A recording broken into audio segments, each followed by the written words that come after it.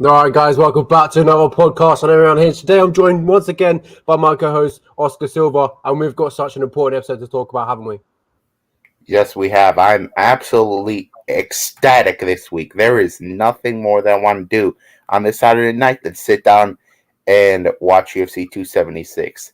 And this past Saturday, UFC Vegas 57, Sarukian versus Gamrot, absolutely delivered across the board. There was actually a lot of names that people weren't all that familiar with, but I know for a fact they're familiar with them now because the card was full of prospects, a lot of great prospects, and those prospects looked damn near unbeatable. And the words "future champion" are getting thrown around a lot. So I say we get right into that event that truly delivered. UFC Vegas 57. The main event was at lightweight between Arman Sarukian versus Mateusz Gamrot. Mateusz Gamrot won it via unanimous decision, to my surprise. The first round was Arman Sarukian's round. He was doing more damage on the feet. Same thing round two. Whenever the guys would go to grapple, it would just be crazy scrambling, and nobody really was able to establish dominance. But that kind of pace, it did wear out Arman. And the big difference between these two heading into this fight, in my eyes, was that Mateusz Gamrot had 5-round fight experience, and Arman Sarukian, he did not have that. We just assumed he would be able to do well in those rounds. I actually thought he could have won that fourth round, but the fifth round was a clear Gamrot round, and that sealed the deal for him. So it was the gas tank that cost Arman in the final round there. So the third round, that was a really a swing round there for me.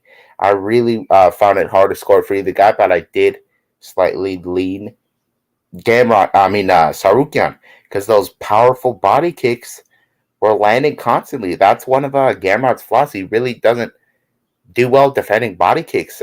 When he fought Guram Kutataladze in his UFC debut, he was not defending them well, and I thought the judges probably didn't respect those body kicks enough, but they were very impactful. They were doing damage, so I scored the third for Sarukian.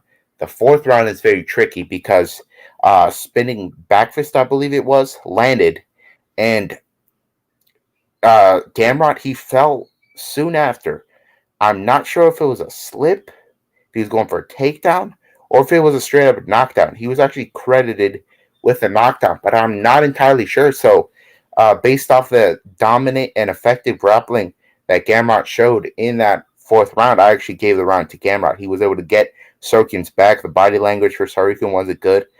So I actually gave the round to Gamrot, assuming it was a slip. But if it was a knockdown, you could argue that not only did Sarukian win rounds 3, he wins round 4 as well. So the fifth round was pretty clear to me. Gamrot was pretty much even with Sarukian on the feet at that point because Sarukian was so tired, and he was able to get some takedowns there, some control time. I thought Gamrot definitely won on round 5. But you could argue it's 4-1 for Sarukian. I said it was 3-2 for Sarukian.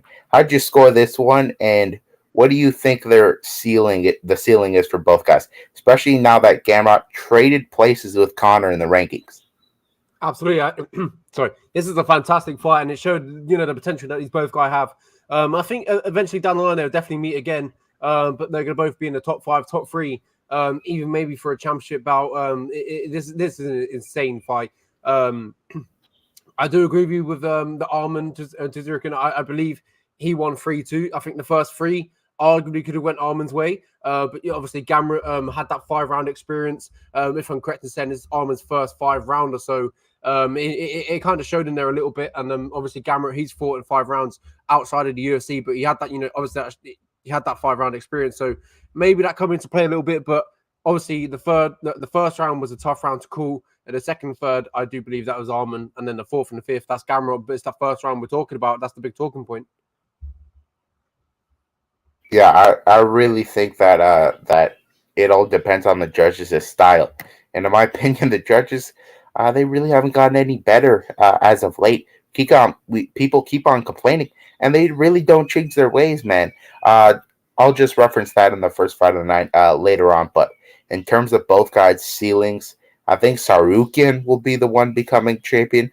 Gamrot, on the other hand, I'm not so sure. I think Charles Oliveira and Islam Makhachev are not good matchups for him. But outside of that, he beats Poirier, Chandler, Connor, Gaethje.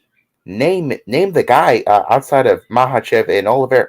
I'm picking Gamrot to win. That wrestling is top tier. Absolutely top tier. To the point where Arman Sarukian's coaches were telling the guy not to wrestle. Sarukian's bread and butter is wrestling.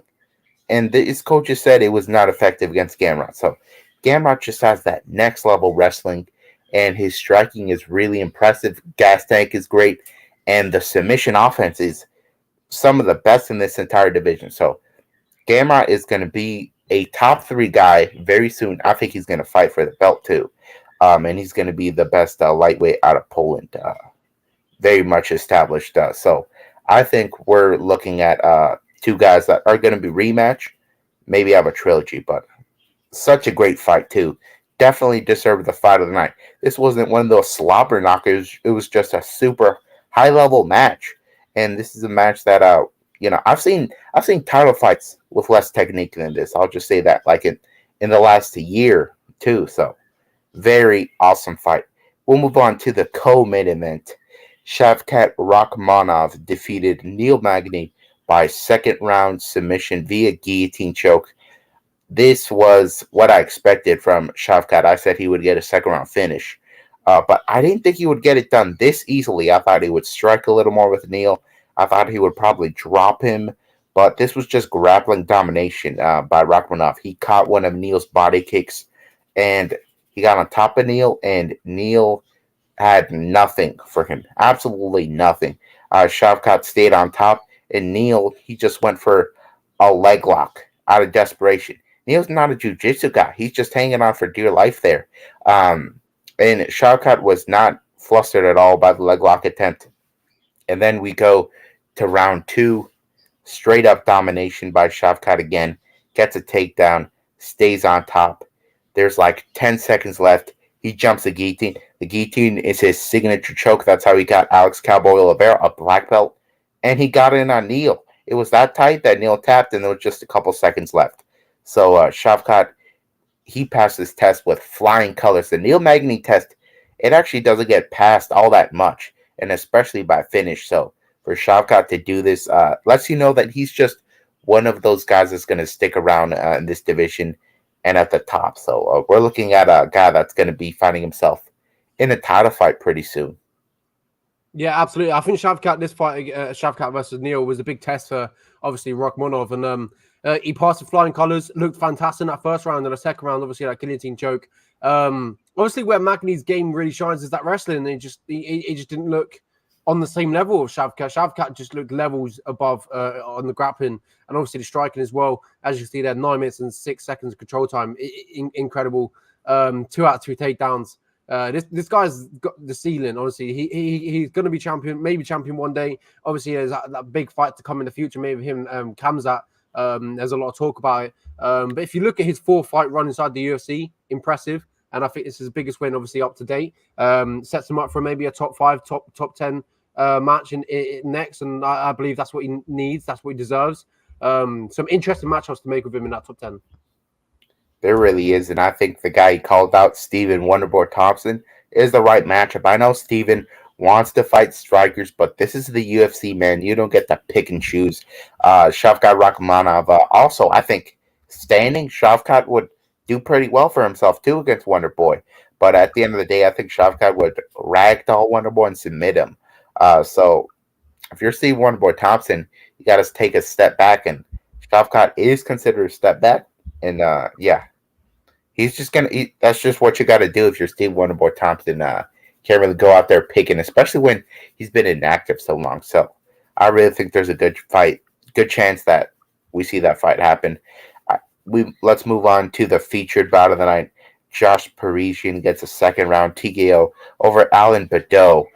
I picked Alan Bideaux in this fight, but I told you guys that these guys are not reliable. Alan Bideaux, in that first round, he dropped Parisian, pretty much has him out. He's landing the ground and pound trying to finish, and Josh somehow survives, gets to his feet, gets a takedown, and then starts pummeling Bideaux at the end of round one. Shout out to Are You Intoxicated in the chat, always here supporting us. And Manny Mayer, also the guest that is hopping on soon enough to talk UFC 276. He says Shavkat is such a beast. I totally agree, man. We're looking at a straight-up monster that I think would give Usman a competitive fight.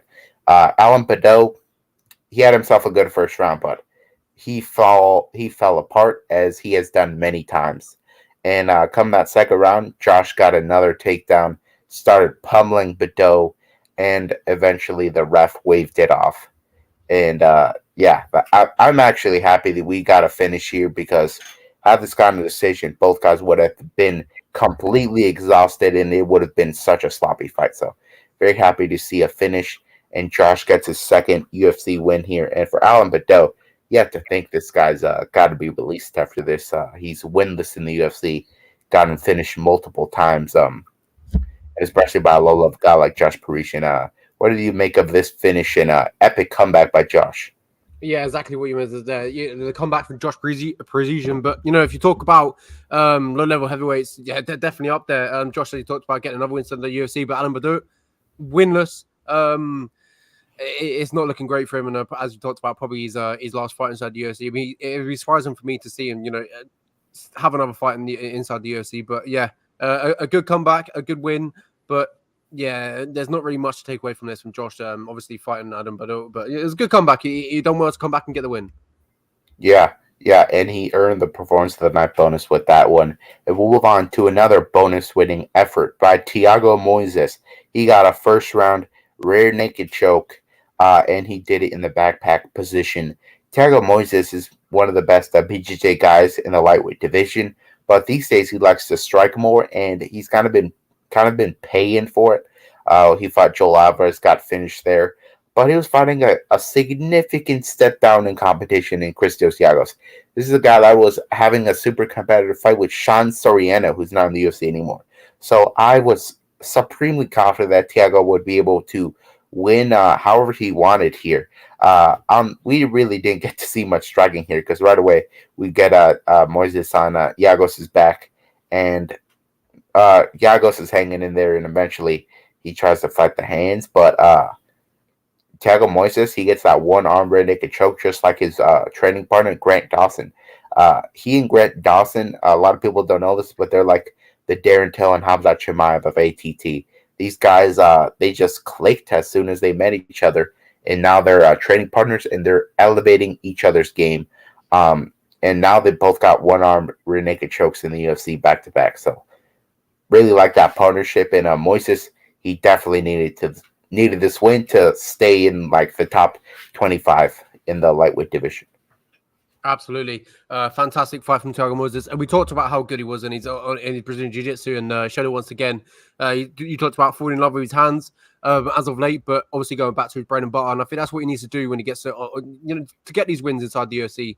A very good game plan, got the job done, and it improves to back-to-back wins. So it's good for Thiago. Interesting to see where he goes from here. But the light division is stacked, and if he gets up a good run, I feel like he, maybe can challenge some contenders up there. Yeah, I really think so. The guy got fed to the lines. We're talking about Islam Makhachev, Beneil Dariush, two guys in the top 5. He's already fought him. So Moises has never taken easy fights, and I'm sure his next one won't be all that easy either. We'll move on to the next fight. Nate Maness lost a unanimous decision to Umar Nurmagomedov, the cousin of Khabib. And this guy looked as dominant as Khabib did back in the day here. This was light work for Umar. He gets takedowns in rounds 1 and 2, stays on top.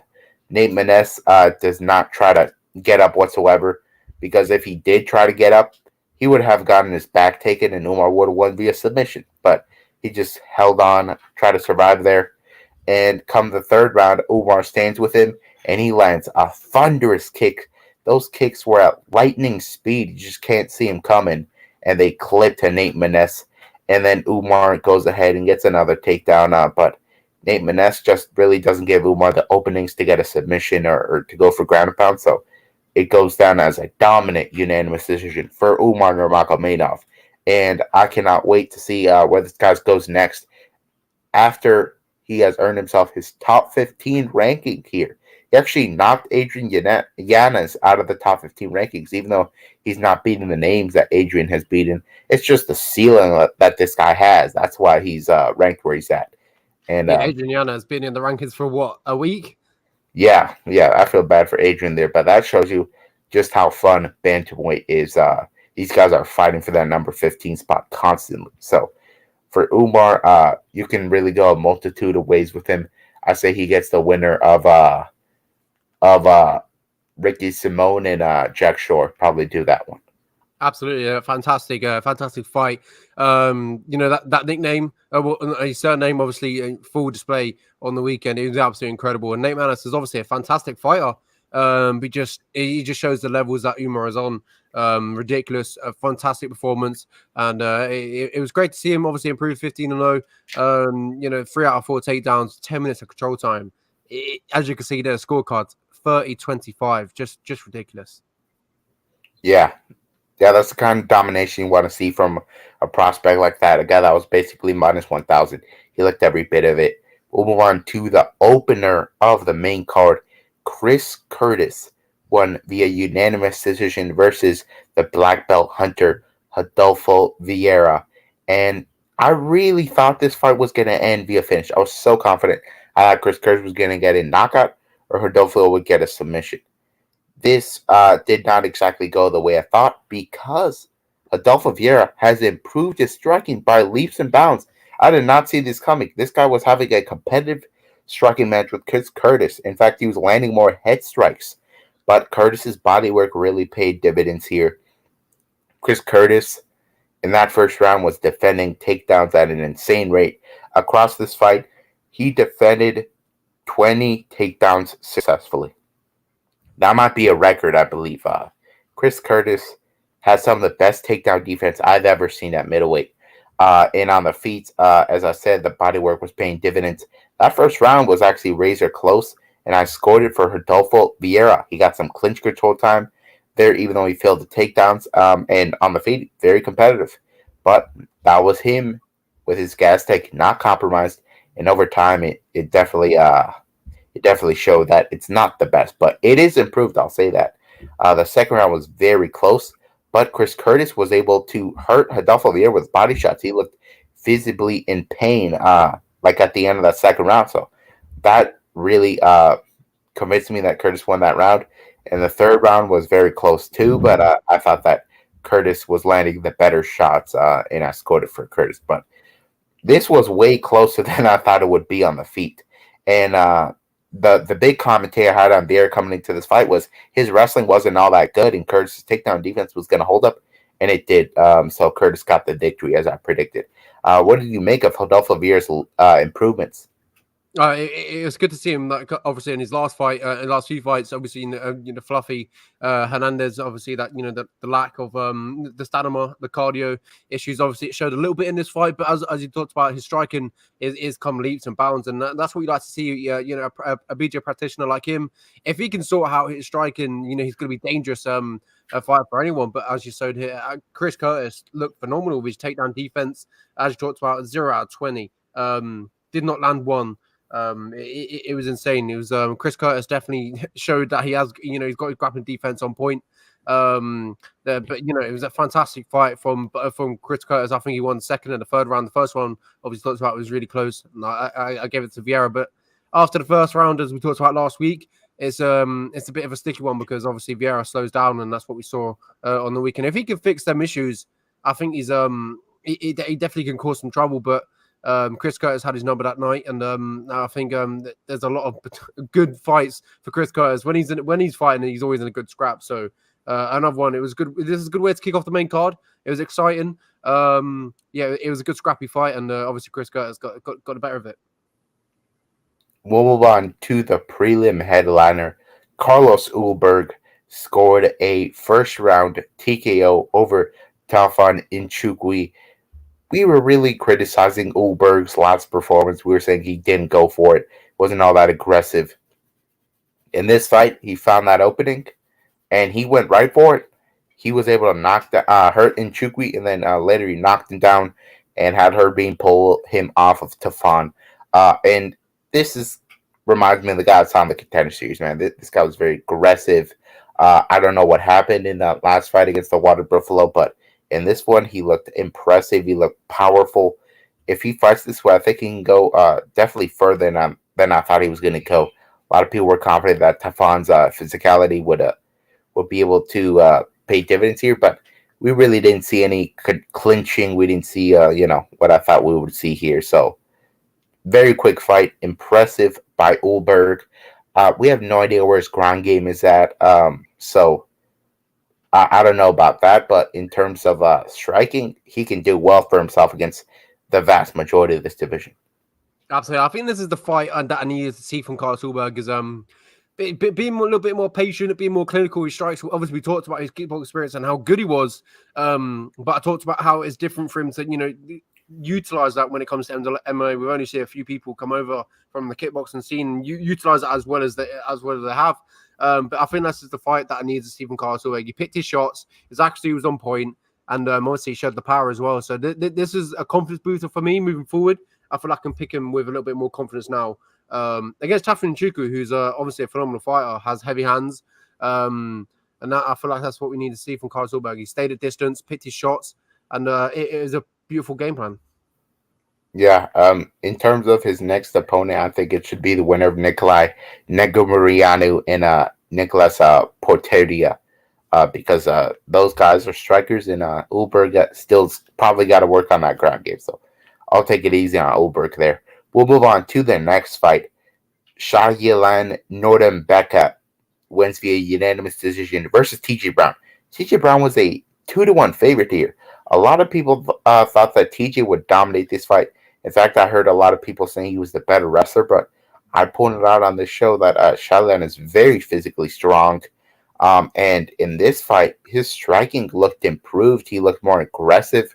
I guess he saw in previous fights that judges really weren't scoring his control time, so he really went for it in terms of striking output, and he knocked down TJ Brown right away, and then he stayed on top with the takedowns, and that wrestling really wore out TJ Brown. Sure, against Charles Rosa, TJ Brown's going to look fine because Rosa's not all that physically strong. He's not going to offer that much adversity off when he's on top, but Shahyelan wore him out and was able to pretty much dominate the majority of this fight. TJ Brown did win himself a round here, but not by that much. Shahyelan, that guy's really going to give some of these strikers big problems with this wrestling.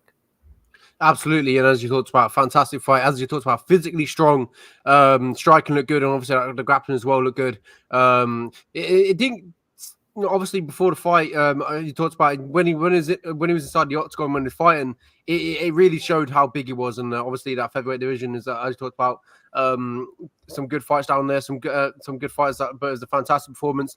As we talked about last week, I think it was the first Chinese fighter coming off that. Was it the Contender Series? Mahashata.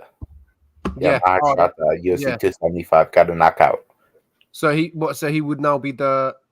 No, I don't he's know. Not from Contender Series. No, he's not. I'm losing my word here. But yes, fantastic fight. Nordembeka put on a fantastic performance, grappling good, striking good, and obviously TJ Brown, solid fighter as well. So very impressed with that win. Got some fantastic wins against his last fight, Kai Kamaka. That was a fantastic war. That was a draw, and Kai Kamaka sadly got released, but. Yes, Nordembeka, fantastic performance. Did what he needed to do, and obviously he looks physically strong at featherweight. Fantastic performance, and I'm very impressed to see where he goes from here. And obviously, I feel like if the UFC, what I'm looking for, invest in that Chinese market, I think obviously a little bit more. I feel like they could have a little star on their hand. Yeah, I really think so. Nordembeka, he actually had a competitive fight with Josh Kulaba. That has aged pretty well. We'll move on to the next fight. Raulian Paiva lost a unanimous decision to Sergey Morozov. This was a very fun fight to watch. I'm very pleased with this fight. Manny Mary in the chat says, "You are very good on camera." I'm impressed. Manny Mary actually has a podcast of his own, if I'm not mistaken, and he doesn't have the camera time that we have. We've been doing this for 2 years, so happy we'll look just fine on camera.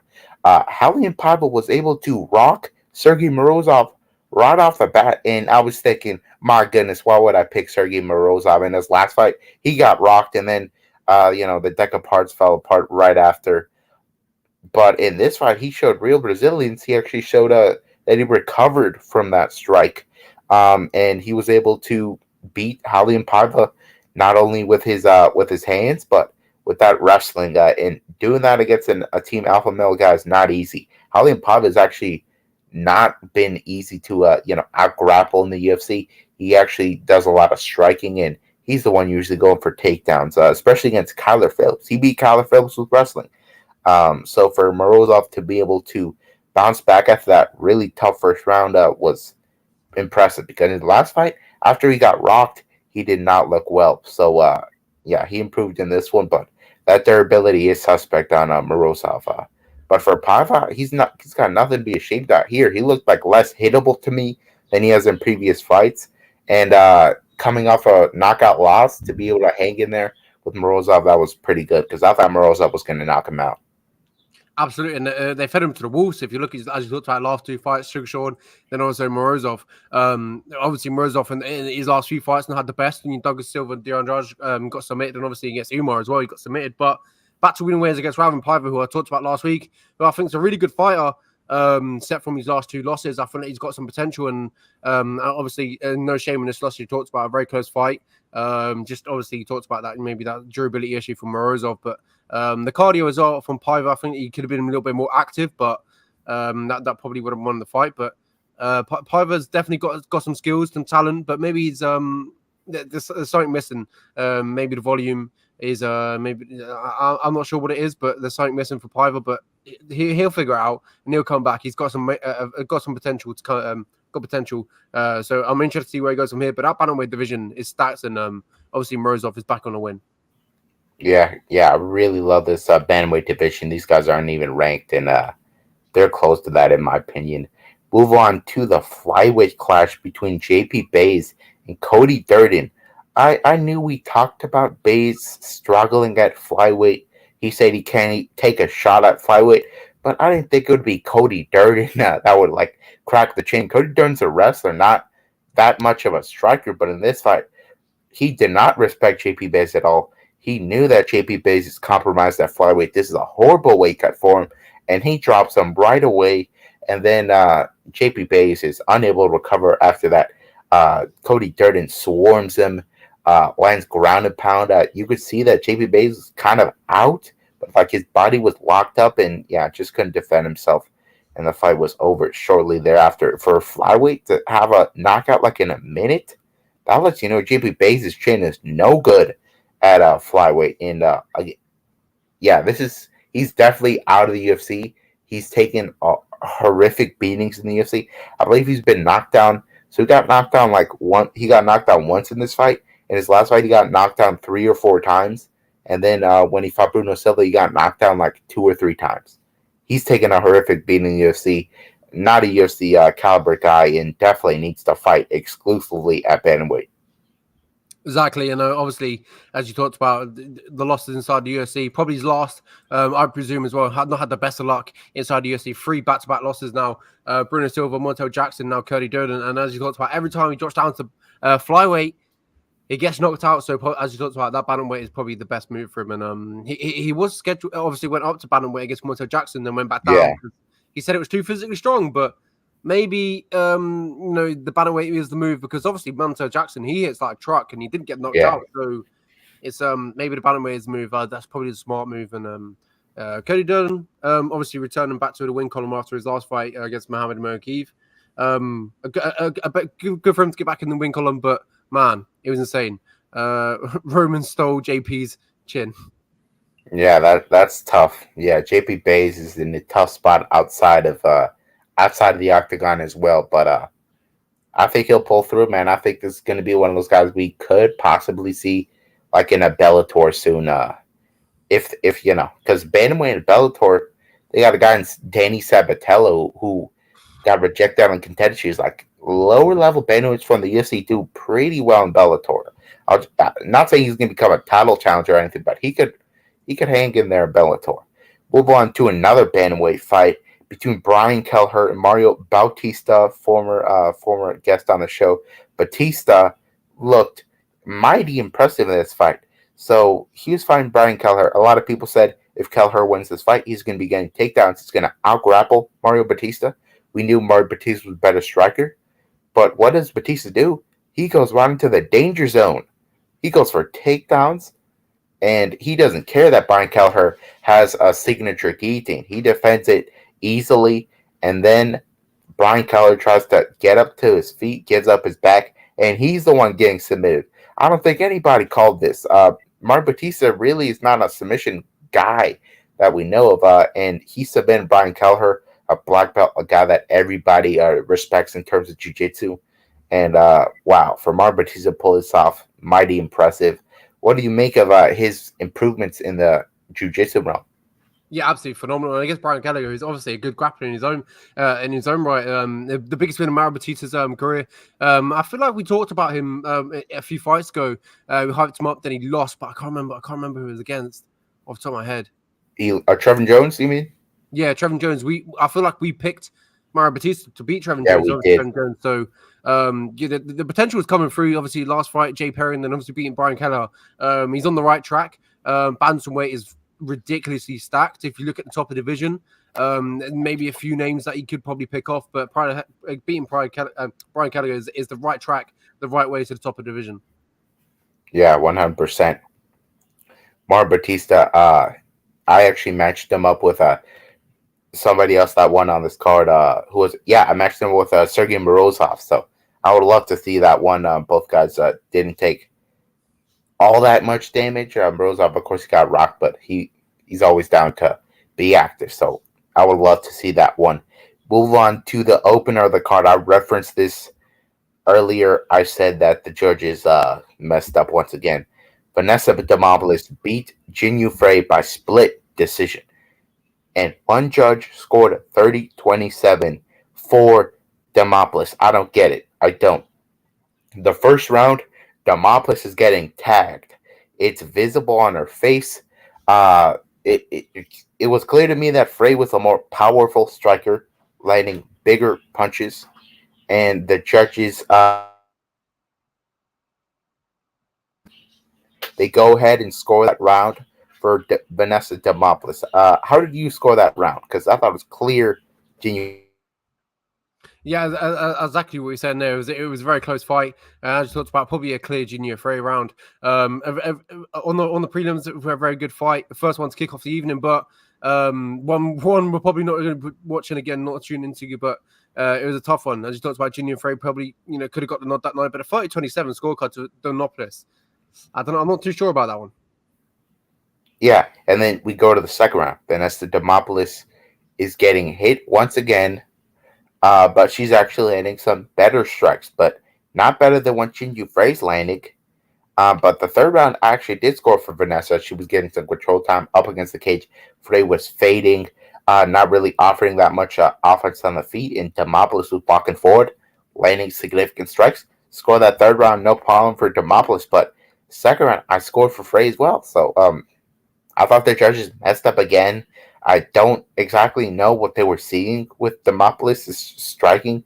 She's not all that powerful. I didn't think she was doing that much better, but her striking was a little improved here. But yeah, defensively, she's not going to do well against the vast majority of the division.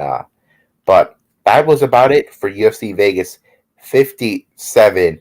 We also had some other fights outside of the UFC happen this past weekend. Which event shall we cover first? Absolutely. I brought up the wrong PFL, so excuse me. We'll talk about PFL. That happened. Yeah. And then was it PFL 4? Yes. Yeah, so in PFL this past weekend, the main event was Bruno Capoloza versus Mateusz Scheffel. And this was a big upset. Bruno Capoloza was the champion last year for heavyweight. So that's why he was headlining this card. He was a massive favorite. Everybody really thought he was going to steamroll Scheffel here in this fight. That was not the case. Bruno Capoloza, he got upset here by Scheffel, who couldn't even win on the Contender Series. So I didn't call this one, but I think this this is definitely lower level heavyweight division that PFL has to offer when you got a contender series loser coming in and beating you like that. But yeah, Capoloza, he does not have that great of a gas tank, but Scheffel, everybody underrated him, and he actually showed good durability in this fight. So good on him winning that unanimous decision. What do you make of that upset there in the PFL? I mean, it was insane. It was a fantastic fight. Very, very back and forth. At the end of obviously the first round, Sheffield was all over Bruno, and then the second and third, obviously Bruno worked his way back into it. The third round, it was a fantastic fight. They're just going back and forth, trading punches. It was phenomenal. At the end of the fight, I feel like Bruno obviously congratulated him. Sheffield, and crying and not obviously beating the champion. But Bruno stays into the playoffs, luckily. But yeah, it was a phenomenal fight, a fantastic main event, and the PFL card actually was really, really good this weekend. Yeah, it really was. We had one hell of a moment, one of the bigger moments of the weekend. Stevie Ray beating Anthony Showtime Pettis with a modified body lock. It was a twister of sorts. Anthony Pettis has actually been beaten with like a body triangle before by Dustin Poirier. He like dislocated his rib there or something. Yeah, Pettis, I think he's definitely in a major decline right now. Prime Pettis, this would have never happened to him in a million years, man. He was competitively grappling with Benson Henderson back in the day. But now with Stevie Ray can't really hang. Ray put a pace on him, man. He really did. And eventually Pettis was tired out. He got stuck in that body lock. He tried to turn over, and Ray started cranking. And Pettis tapped out. Yeah, very unfortunate to see. But hey, for Pettis, he's not out of the game yet. He's actually got himself a first round finish, first round submission it was, and now he's still the number one seed. He's still going to move on to the bracket. I don't know how well he'll do there, but Stevie Ray next.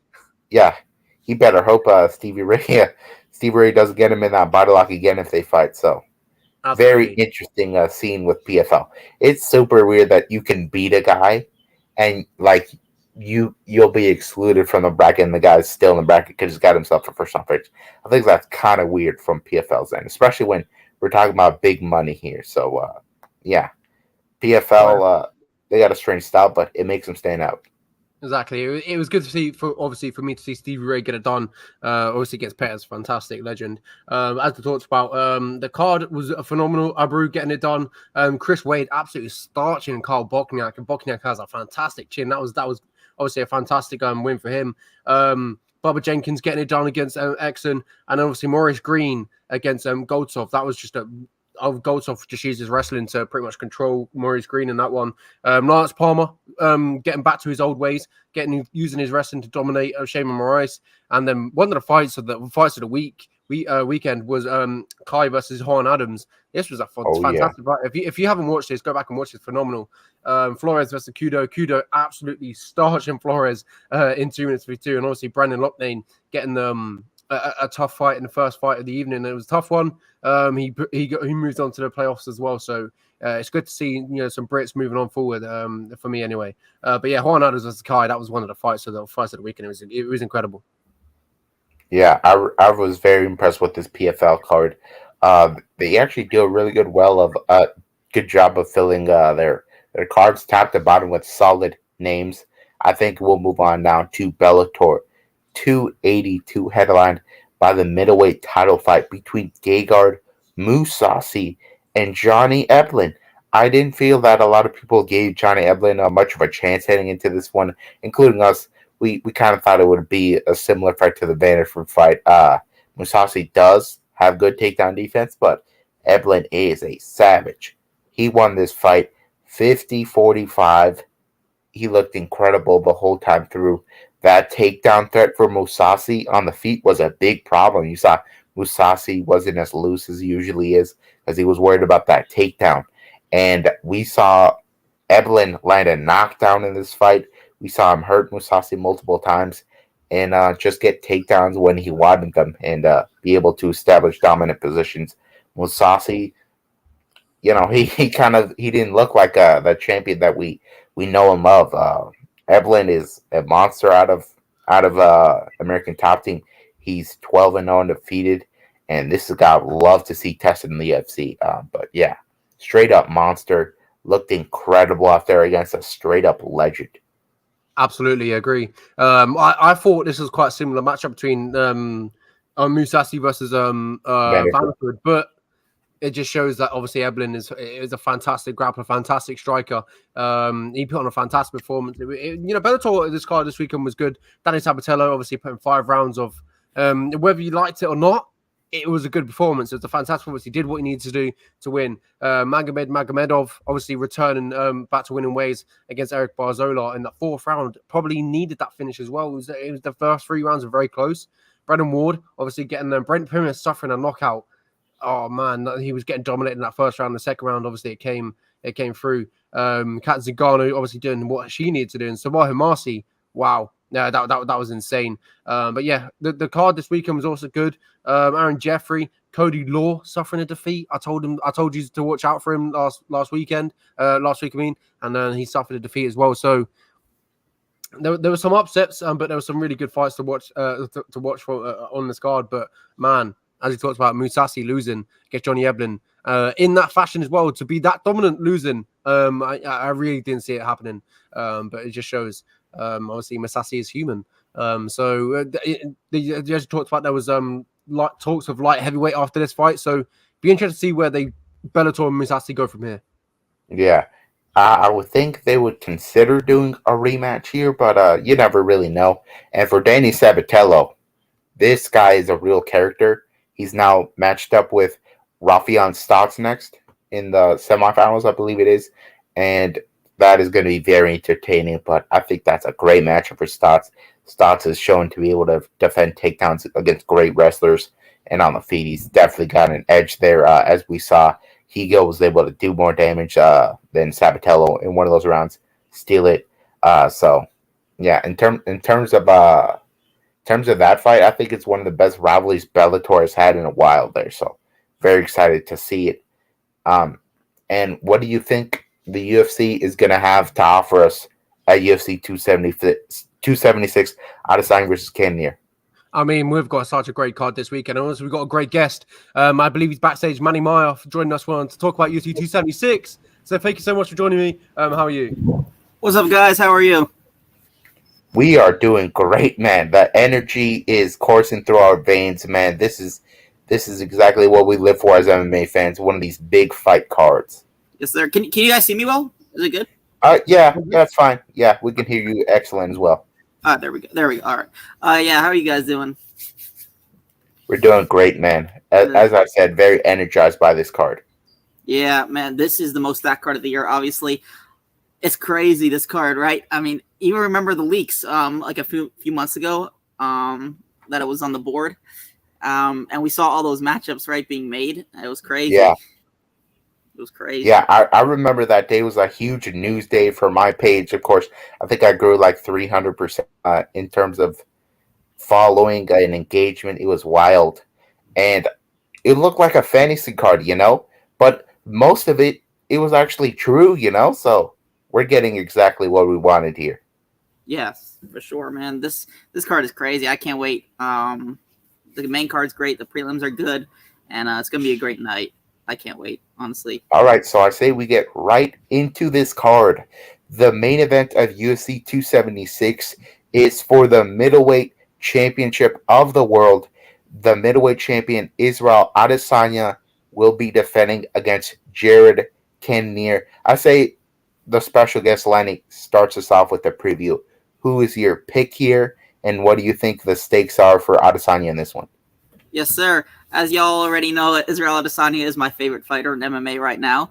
Man, the stakes are high, obviously.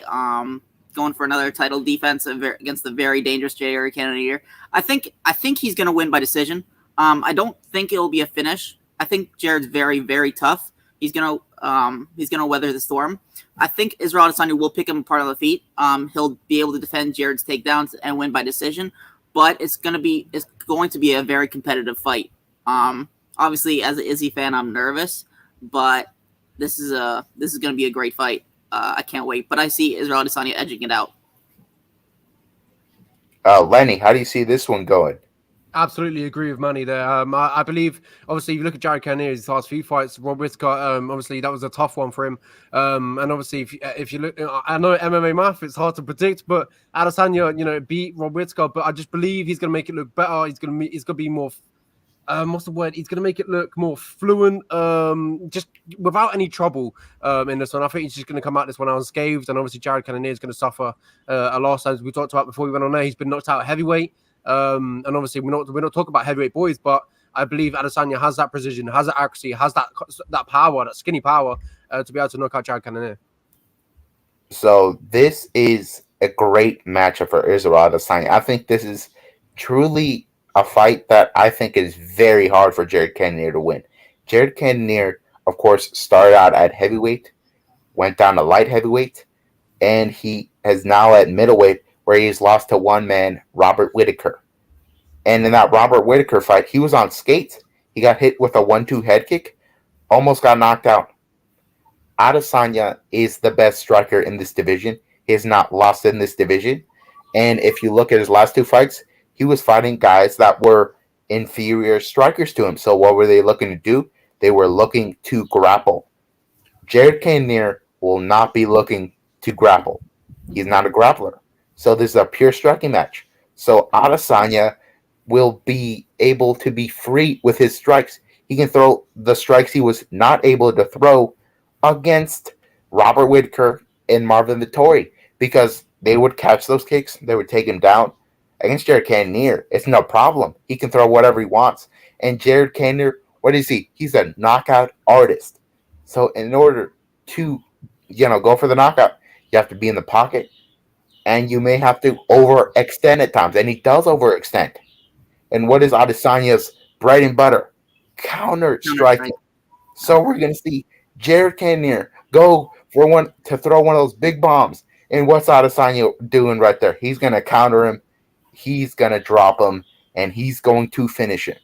Israel Adesanya, I'm seeing some people now labeling him as a boring, rangy, point-fighting kickboxer. I don't get it at all.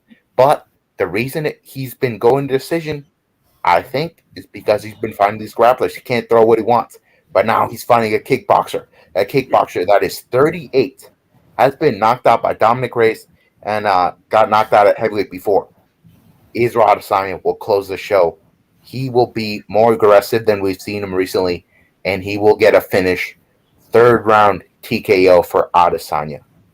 Like as he said, it's very possible that it's going to look like the Costa fight. I could honestly see it going that way. I could see it looking like the Costa fight. But who knows, man? It's gonna be a good fight, though. I can't wait. Yeah, and also heading into the Costa fight, a lot of people were also calling Adesanya boring. What did he do? He had to remind him that he can still knock guys out. I think he's going to do the same thing here. Adesanya, when he fights pure kickboxers, he does very well for himself. And the last time he fought a pure striker, it was Paulo Costa. What he did to him, he knocked him out. I think the leg kicks are going to be a huge problem for Cannonier. His footwork is not all that good. The speed will be a big factor for Adesanya, and I think he gets that third round knockout, returns to his finishing ways, gets a big moment. He said he wants this to be similar to Anderson Silva versus Forrest Griffin, and I think it's not going to be all that different. Of course, there was a different, gap between Silva and Griffin, but in this case, Adesanya just that much better than Jared Cannonier in my eyes. Absolutely agree, and I think we're all in agreement that Adesanya is going to win this one. Minus 400 favorite. I think that's justified. I think obviously Adesanya is definitely the better kickbox, definitely the better fighter. And if Jared Cannonier has to win this, he's going to have to use his grappling, maybe try and do a sort of a game plan that obviously Jan Blachowicz came out with. But I just don't see Jared coming out there trying to grapple with Adesanya. Yeah, I just don't see it at all. And if he does try, he's not going to succeed. I think Izzy has fantastic takedown defense. It is very, very, very good. Yeah, 100%. He proved it against Vettori and Whittaker. So I think Adesanya will cruise in this fight. I don't think he really gets met with any adversity here against the super powerful Jared Cannonier. Also, I want to reference the Kelvin Gastelum fight. That was Adesanya's toughest fight, What did Kelvin Gastelum have in that fight to make it competitive? He had a wrestling advantage. He had the takedown threat the whole time. There's no takedown threat with Jared, so Adesanya will look fantastic in this one. Now let's move on to the co-main event. In my opinion, this is the best fight of the entire night. It is the trilogy between Alexander the Great Volkanovski and Max Blessed Holloway. Volkanovski is defending the belt here, and in his last fight with Max Holloway, the vast majority of fans scored the fight for Max Holloway. In fact, a betting site even returned the money to the fans that bet on Max Holloway because they were so convinced Max Holloway had won. Dana White and Matt Serra scored the fight for Max Holloway. So in the first round, Max Holloway drops Volkanovski with a hook, and I believe the second round is when he hits him with a head kick, drops him as well. The third round was razor close, so I don't know why people are so adamant that Volkanovski lost this fight, because the third round was razor close. I really can't score for either guy, but on the night I scored it for Holloway. The fourth and fifth rounds were rounds where Max Holloway was a little more tired than Volkanovski, and Volkanovski had enough energy to go for takedowns and stay in dominant position. So I thought that was a close fight, and I think Volkanovski's gotten a bad rap. Since then, he fights Brian Ortega, and he pieces up Brian Ortega. That was a vicious beating he gave Ortega. I know he got put in big submission attempts, but once he got out, he pounded Brian Ortega to the point where Ortega had to be dragged right back to his stool. It was a very good performance by Volkanovski. And then he fights Korean Zombie, and that was an unbelievable beating. It was just not competitive. Volkanovski was dropping and hurting Korean Zombie in every round, and then eventually it's a mercy stoppage by Herb Dean in the fourth round. Volkanovski is in the best form in his career. Do you think he will defend his championship successfully, Manny Mayer? Yes, sir.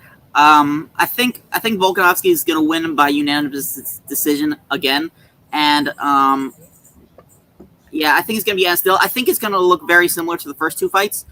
I think Volkanovski is going to get off to a little bit of a better start than he did in the second fight, and win 3 rounds to 2. I think he's going to outpoint Max on the feet.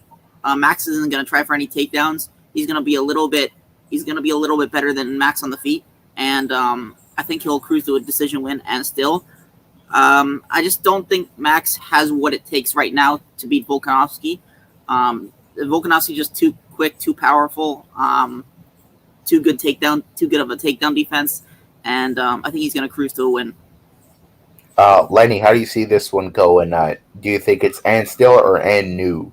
I mean, I'm really torn in the middle. I'll probably give you a pick right now, then it'll probably change 10 minutes or 2 minutes before the fight. When we're talking about a fight like this, high stakes, I know Oscar's very, very picky of his fight. He always goes, says one fight, and then 2 minutes before the fight, he chooses the other fighter. So, yeah. This one is, as I talked about, big stakes, featherweight title fight. They're meeting once again. Volkanovski's 2-0. And could that pair, a factor, mental edge heading into the fight for Max Holloway? We're not sure. Does Volkanovski have Max Holloway's number? Yes. Is it getting shown once again? I mean, I believe so. I think obviously the grappling, the wrestling of Volkanovski is incredible. Max Holloway, obviously the strike and obviously the signature strikes landed per minute, but both of these guys, when it's on the feet, they're both volume. They're very volume. They throw a lot of punches, and I think that's what we're going to see once again. Obviously, Volkanovski very, very good at getting inside, dirty boxing, as we've seen in his previous fights. His striking is absolutely incredible. For someone as short as he is, he's very good at staying long, getting inside as well. His striking is very, very good. His kickboxing is phenomenal, and obviously his grappling. He mixes it up really well. He's probably one of the few champions that we have in MMA right now that can put it all together. Really, really well.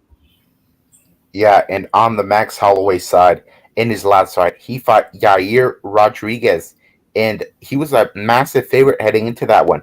I didn't see anybody picking Yair all week, and that was a very competitive fight, actually. He was a fight of the year contender. Max Holloway got tagged a lot in that fight. I actually thought he looked worse than he did against Calvin Kattar. In the Calvin Kattar fight, nobody was beating him that night. He would have beaten Volkanovski that night. He was in God mode. He landed the most strikes we've ever seen in a single UFC fight. it was just a marvelous performance. But against Yair, I wasn't all that impressed with him just because I had higher expectations for him. Maybe that was just Yair looking good on that night, but nonetheless, Max Holloway, he has been getting hit. He's a very high volume guy, and when you go to throw that many strikes, you are leaving yourself open to be hit. Volkanovski on the other side in the first fight, he had a lot of success with those leg kicks, and against the Korean Zombie, he was using those inside leg kicks a lot too. I think the leg kicks will work for him here. And the great thing with Volkanovski, he can adjust mid-fight. Maybe he has the wrong game plan to begin with. He can adjust, and he can go for takedowns if it's not going well for him and on the feet. So that's why I really lean towards Volkanovski here. But this is a fight that I would not recommend betting on just because these two guys are so competitive. And Max Holloway, he's not a guy you would beat 3 times usually. He's just that damn good. So this is going to be a fantastic fight to watch. You're going to be on the edge of your seat the whole time. I think both guys will hurt each other on multiple occasions in this fight. They're hunting for a finish. They're looking for finality. And I will side with Volkanovski. One of the things with Volkanovski, he's always going to be the bigger guy. He's going to be the more powerful guy. And in a fight that's close, it will matter. And I think he wins by split decision. Once again, I don't think he's going to win with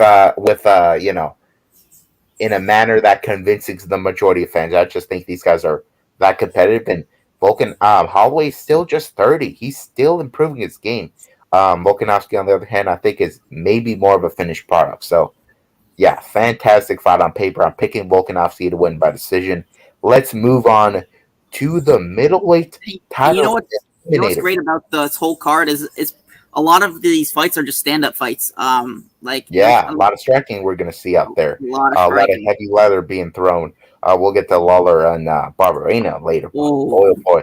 Let's get to this middleweight title eliminator. This is the featured bout at middleweight. Sean Strickland taking on Alex Pereira.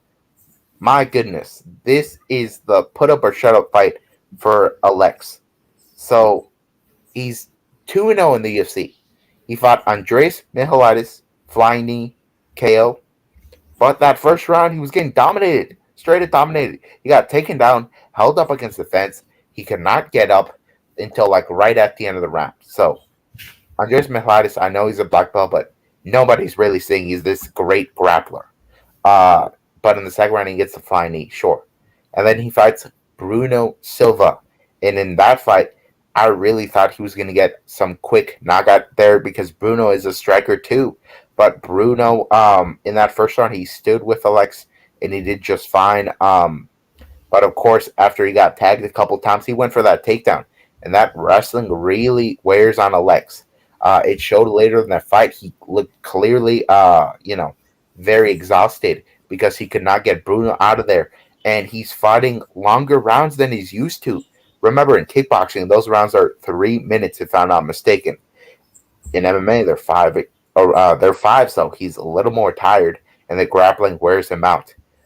So against Sean Strickland, if he wants to win this fight, he has to grapple. There's no if, and, or buts. This is a spot where Sean Strickland needs to kill his ego because he loves to stand and bang with everyone, right? He fought Jack Hermanson in his last fight, stuffed the takedowns, just jabbed his face off, did great work there. But Alex Pereira is not one of those strikers you can just jab in the face and just stay at bay and do good work. It's just not going to work out for you. I think Alex Pereira, win or lose, will knock down Sean Strickland in this fight. But I think Sean Strickland will come to his senses and out-grapple Alex Pereira, wear him out. And maybe in that third round, he starts striking with him after the danger is not the same with Alex. So I'm picking Sean Strickland, the underdog, to use his grappling to win it by decision. Manny, how do you see this going? Yeah, I think Alex Pereira will win by decision. I think Sean Strickland's pride is going to get the best of him, and he's going to want to stay on the feet for all 3 rounds. I think that's just what's going to happen. I think Alex Pereira is going to outstrike him on the feet. He's more versatile of a striker than Sean Strickland. Strickland has a better jab, but I think Alex Pereira has more power, and he's going to use that power to advantage and really take control of the fight by striking. by striking his way to victory. And it's going to be a good fight. I can see Sean Strickland winning one round, but I think Alex Pereira is going to win 2 of the rounds and win by decision. But it's close. It's close. Lenny, how do you see this one going? This is a tough matchup to call. Alex Pereira obviously getting thrown right into the deep end. Obviously, he needs a quick route to that title. Obviously, the age is against him on this one, but I believe he's 33, 35, if I'm correct in saying. Somewhere around there, yeah. Yeah, so he's got there quick, and against Sean Strickland, top 4, and I think Dana White said this one's number 1 contender fight. So whoever wins this is going to fight either Izzy or Jared Cannonier. So I believe it or not, I'm favouring Alex Pereira. I think Alex Pereira's got I don't know what, there's something special about him. There's a story behind him that I truly believe in, and I see happening. I feel like him and Adesanya are going to meet once again. And it's probably going to be after this one. I don't know what it is. I see it happening. I see these weird things in my head, but it never comes out. But, maybe this is the first time that it actually happens. But as Pereira talks about, his kickboxing is incredible. Sean Strickland, you talked about his ego. That could be the biggest downfall this Saturday night, his ego. He could try and want to stand with Alex Pereira and maybe get too confident. And that's all it takes is one shot for a striker like him. Yeah. Strickland, in terms of his offensive grappling, we don't get to see much of it. As I said, he loves to box. He's a pressure boxer, but in this one, he's going to have to stray away from that. Like, the evidence we have of his grappling is that Uriah Hall fight. Remember, he hurt Uriah, and for some reason, he went for a takedown and eventually won round 4. Like round 4 or something. Yeah, that was so weird. Even if Strickland hurts a guy, he still has, some grappling bones in him. And Michael Bisping has testified that he's impressed by his ground game before, so I would definitely like to see what Strickland has to offer there if he has hopes of fighting for the belt, because Bajeda's a menace on the feet. As I said, probably the best pure kickboxer competing in MMA right now.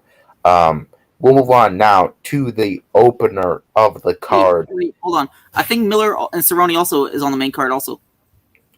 Really? Yeah, I think Lawler Barbarena. Lawler Barbarena. Yeah, there you go. What I heard, Lawler Barbarena is now on the main card. So we're just gonna act because I believe Pedro and Sean would open anyway. That's just the spot they like to put Sean in. So I say we talk Lawler versus Barbarena. I wanted to talk about this fight anyway. So Robbie Lawler versus Brian Barbarena. This is your fight of the night right here.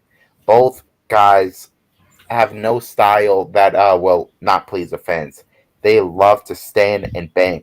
Robbie Lawler, if you ask me, he's the most entertaining fighter in UFC history. Robbie Lawler is a former welterweight champion.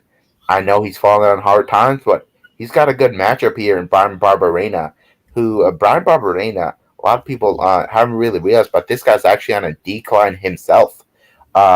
When he fought Vicente Luque, who is in the top 10 right now, he drops him. He has a crazy war with him, but eventually he gets finished in that fight. And I think that fight did irreparable damage to his durability. After that, he gets finished by Randy Brown. He fought, Jason Witt. And I could not believe that in that fight he was competitively striking with Jason Witt. Jason Witt is mainly a wrestler. And in that fight, he gets hurt by Jason Witt on multiple occasions. I don't think he's as durable as he used to be. And then he fought Matt Brown. And in that Matt Brown fight, he got hurt a lot in that fight. And if you ask me, Robbie Lawler is actually in better form than Matt Brown. And in that Matt Brown fight, goodness gracious, and the Matt Brown fight and the Luque fight, he looked very tired in that third round. Robbie Lawler, you can say whatever you want about him. Has the cardio looked bad as of late? Not really. He fought Neil Magny in the third round. He looked just fine. So the cardio has not been the issue for Robbie, and it's been an issue for Brian. In terms of durability, I think Brian is the less durable guy, and Robbie has been knocked out like one time in the last 16 years. It was Nick Diaz. His durability is not exactly let him down here. So I think this will be very competitive in rounds 1 and 2, both because we'll be swinging, hurting each other multiple times. But eventually, in that round 3, Brian will be much more tired. And I think Robbie Lawler hurts him, gets him up against the fence, starts landing vicious punches and hooks, and drops Brian and gets himself a finish here. This is going to be an epic war for the ages. and I cannot wait for him. It's gonna be bloody, folks, isn't it?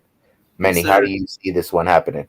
Yes, sir. This is going to be a great fight. Brian Barberena had a war with Matt Brown last fight. That was such a good fight. Honestly, one of the best fights of 2022, one could say. That was a fantastic fight. I think Robbie Lawler, in terms of output, maybe has slowed down a little bit in his last few fights. But he's still good. He's still dangerous. You know what I'm saying?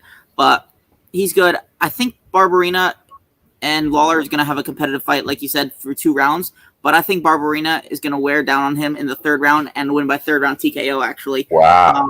Yeah, I think so. I can't see it really going to a decision. I think Barberena is going to win by 3rd round TKO and overwhelm him late and win by a late finish. But that would be a statement for Brian Barberena. Lenny, how do you see this one happening? I'm on the side of Lawler for this one. I think the experience, obviously, Brian Barberena has been in fantastic fights. When is Brian Barberena not in a good fight? And the same side of Lawler. I mean, this is tailor-made for a fight tonight, and it's going to produce 100%. But I favour Robbie Lawler. I think he's obviously been in that experience, been in these high-level fights. Not that I don't think that Brian Barberena is going to come under pressure because he's very cool, calm, collected, but I just see him that obviously that the experience factor, being the 1st and the 2nd round, and then obviously in that 3rd round when it is a war, it is tough. That's where I see Robbie Lawler, be able to come over. And as you talked about his cardio, obviously still very, very there. And then obviously Manny talked about his volume. Or volume is definitely decreasing, but I just see Robbie Lawler being able to land more impactful strikes. And more damageable strikes. That's what we're going to see at the end of the fight. I think maybe we're going to see a few cuts and bruises in this one. Yeah, in terms of Robbie Lawler's volume decreasing, I don't entirely agree with that. In fact, in his last fight, he landed a ridiculous amount of strikes in that 1st round. He tried to bum rush Nick Diaz. Didn't work out too well for him. That fight was fought at an incredible pace. Just in that 1st round right here, let me pull up the stats. In round 1, Robbie Lawler landed 57 strikes. Guys really went for it. If we see that kind of pace, I think we could see this end even earlier than the 3rd round. So cannot wait for this one. We'll move on now to the main card opener. It is the return of Sugar Sean O'Malley, and he is taking a step up in competition, finally, against Pedro Munoz. This is one hell of a test. Pedro, what he has to offer for Sean can be truly detrimental to Sean. What we've seen in terms of weakness for Sean O'Malley is in that bottom half of his. When he gets hurt, when his legs get hurt, does not react all that well. When he fought Andrei Sukumtev, I believe his foot got broken there. Did not, of course he got beat up there. And then in the Marlon Tavares fight, he got hit right in the nerve, perennial nerve, and foot went to sleep. Eventually got dropped there, and then he got hit with vicious elbows. Fight was called out. By the way, I very much consider that a real loss for Sean O'Malley against Marlon Tavares.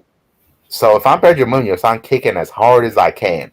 That's just the map, the roadmap that's out there to beat Sean O'Malley. But the problem with Pedro, his style, he's got a short reach. He's one of the shorter guys, so he has to walk forward and close the distance. But that goes right into Sean O'Malley's game. He's a counter striker. He's a counter striker. Yeah. I know he's walking backwards in his fights, but he's tagging these guys up on his way backwards. And against Pedro Munoz, Pedro is statistically the most hittable fighter in the bantamweight division. Nobody absorbs more strikes per minute than Pedro. And Sean O'Malley, as he showed against Chris Moutinho, the guy can go 3 hard rounds, throw in a crazy amount of output. So against Pedro, I think he'll be tagging Pedro early and often. And Pedro is incredibly durable. I'm seeing a lot of people picking Sean to win by knockout. I don't see it. Pedro's impossible to knock out, man. Sean O'Malley could score a knockdown here, but I don't see it. So for Pedro, his jiu-jitsu has always been an asset. He's had like 800 jiu-jitsu competitions. He's got a mean guillotine, but I don't see anybody shooting for a takedown here. That's just not Pedro's style. So I think Sean O'Malley touches him up on the feet. He's a long-range kickboxer. He's going to he's going to fight his style fight and win a unanimous decision. Yeah, he submitted Rob Font, I believe. Munoz did with a guillotine, I believe. Dropped him, submitted him. Yeah, this might be my most anticipated fight of the night, man. I mean, this fight is amazing.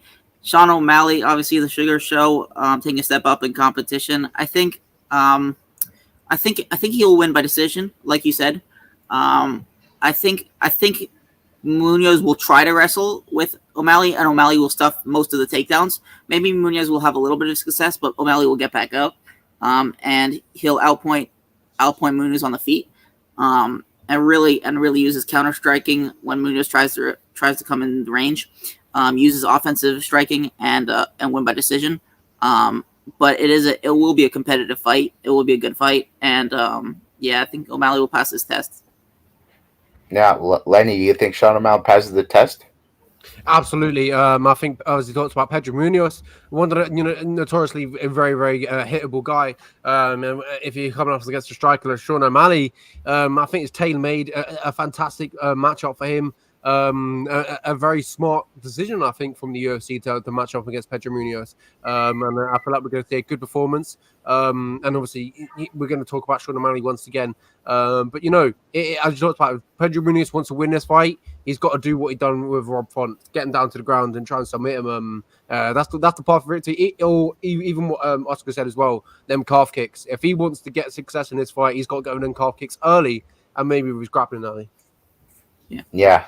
With Sean O'Malley, it's going to be hard to beat him right now at this stage. I think he's going to find himself in that top 5, not too far from now. So this is the right step up. I actually picked this matchup correctly. A lot of people were saying it was too much, that Pedro would be a nightmare in terms of the calf kicks, but now you see Sean O'Malley is a big old favorite. So very excited about that main card opener. Now we go to the prelims, and you look at these prelims. We could be looking at a fight night card right here, man. That's just how good this card is. So let's talk about the lightweight battle between Brad Quake Riddell and Jalen the Tarantula Turner. This is going to be a fun striking battle.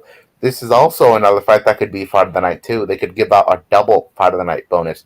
Brad Riddell is coming off a tough loss to his former teammate Rafael Fiziev. He got hit with a wheel kick in that third round, but that was after 2 very competitive rounds. That was a chess match there. But that was a tough loss for Brad. Prior to that, he fought Drew Dober. And against Drew Dober, that was a split decision win. That was a very close fight. I actually scored it for Drew Dober. Both guys got hurt often in that fight. And now he's taking on Jalen Turner, who is just a unicorn in this division. This guy is enormous. He's very tall, super long reach, big power, solid jiu-jitsu. This guy is just not a guy that you're that thrilled to see across the octagon for you, man. This guy will give you a look that Adesanya will give you, basically, in terms of the size. So for Brad Riddell, this is a tough one. He's actually an underdog in this fight. But I think Brad Riddell will win this fight. Brad Riddell's best work is done in the pocket. Jalen Turner, obviously, he's going to look for a knockout in this one. So I think they're going to be swinging big here. And it's not with much confidence, but I think Brad can knock out Jalen. Jalen's actually been knocked out before. He got knocked out by Vicente Luque. He got knocked out back in the amateur ranks. I don't think Jalen is super durable, man. And I think in a way he's been a bit overhyped after the Jamie Mullarkey fight. The Jamie Mullarkey fight, Jamie is super hittable. We knew that chin would crack eventually. I think people are rating him a little too highly. But the Urus Medic fight too. Yeah, the Urus Medic fight. I love that Urus Medic fight because Urus Medic was a favorite in that fight, and I never understood it. I picked Jalen Turner with so much confidence, and he came through there. Brad Riddell, I would also consider him to be the better wrestler. He was able to take down Drew Dober multiple times. He fought Alex De Silva, got some takedowns there. I think Brad Riddell, he will be able to get takedowns if he gets in trouble here, but he better watch his neck too because Turner's got good submissions. But this is a close, competitive fight. Going to be very exciting to watch. But I'm picking Brad Riddell to win via third round TKO. Yeah, I think Brad Riddell will win by second round TKO. It's going to be very competitive on the feet for the first round and a half. Both are very, very good strikers. I think Riddell will be able to stuff Jalen's takedowns and submission attempts, and I think he'll catch Turner. I think he'll get him on the chin, and I think he'll knock him out in round 2. But it's close, man. Yeah, that's how I see it going. But I think Riddell will win and move up in the ranks, or hopefully he'll get ranked. You know what I'm saying? Up the lightweight ladder. Yeah, the winner of this gets a spot in the rankings. Riddell's already ranked, I know, but yeah. Turner's on his way up, man. Lenny, do you think the rise of the Tarantula will continue? I believe not. I think Brad Riddell is a fantastic kickboxer. As you talked about Jalen Turner, he's in good form as of late. But there's something in Brad Riddell in his last fight against Rafael Fiziev. You know, I thought it was competitive that first round. I thought it was competitive of somewhat against Rafael Fiziev in the second round. Obviously, he got knocked out with that wheel kick. Them two have trained together. They know how they work. But this one's different. Obviously, Jalen Turner has fantastic kickboxing as well, hands are striking, but most importantly, he can grapple too. He's caught some fantastic fighters in tough positions. But I just seen Brad Riddell just being a little bit too much for Jalen Turner, and obviously we've seen the Jalen Turner in the past as well. If I'm not correct, he's been knocked out a few times. So I see a potential Brad Riddell knockout here, if not a unanimous decision. But I like Brad Riddell in this one. I think Jalen Turner is a fantastic fighter. He's on good form. But I just see Riddell just been a little bit too much for him this weekend. Yeah, I love that fight on paper, man. Cannot wait for it. And I cannot wait also for the return of the future. Ian Gary, the best Irish welterweight the UFC has. Ian Gary is coming off of 2 great wins in the UFC now. In his UFC debut, he fought Jordan, and in that fight, my goodness, he knocks him out in the first round. He was actually not looking good. He was getting hit a lot, but the whole time he's just looking for that counter strike. He drops him, knocks him out. Very impressive. And then he fights Darian Weeks. Darian Weeks has a solid wrestling background. He was able to give Gary some problems there. He actually probably stole around there with the control time. But Gary, of course, he's got a really good reach for this division, very tall. And in that fight, he was able to outpoint Weeks. Now he's fighting Gabe Green. Gabe Green is coming off an epic comeback knockout over an undefeated fighter, Johan Lennes. In that fight, he was fighting a guy that had only knockout wins. And in that fight, he got dropped. It looked like it was over. But Green pops right back up. He gives some adversity to Johan, and Johan crumbled. Against Ian Gary now, he's now fighting a guy that won't crumble when he gets some adversity put towards him. He's actually undefeated. I think Ian Gary will tag Green constantly. Green is very hittable. In his UFC debut, he fought Daniel Rodriguez, and he gave him one hell of a fight. That was actually a very competitive fight. And Daniel Rodriguez was actually ranked at number 15 before his inactivity. So Gabe Green will give Gary a tough fight. He can go for takedowns. He's a brown belt in jiu-jitsu. But Gary, he's actually a solid grappler himself. So I wouldn't recommend it that much for Green. But this is going to be a tough test. But as I said, Green, very hittable. I think Gary will hit him enough to the point where he gets a third round TKO here. I just think the damage is going to mount up on Green, and the ref's going to have to call it off. Yeah, I think Gary will outstrike him for all 3 rounds, win by decision. I think Green is going to try to wrestle Gary, and he's not going to be very successful. Maybe he'll land 1 takedown. Green did land 2 takedowns versus Phil Rowe, so that's good on him. I think maybe he can land 1 takedown on Gary, but I don't think he'll be able to control him. And Gary will get back up and dominate the fight and win by decision. I think it might look a little bit like the Weeks fight, but maybe a little bit more impressive for Gary than what he looked versus Weeks. I agree with you there, Lennon. Do you think the future continues the rise? I think there's a lot for me to. There's a lot Gary has to prove for me this weekend. I'm still not convinced on Ian, if I'm honest, to see where he can go in the future. But there needs to be a performance to me that really stands out, makes me have confidence in him in the future.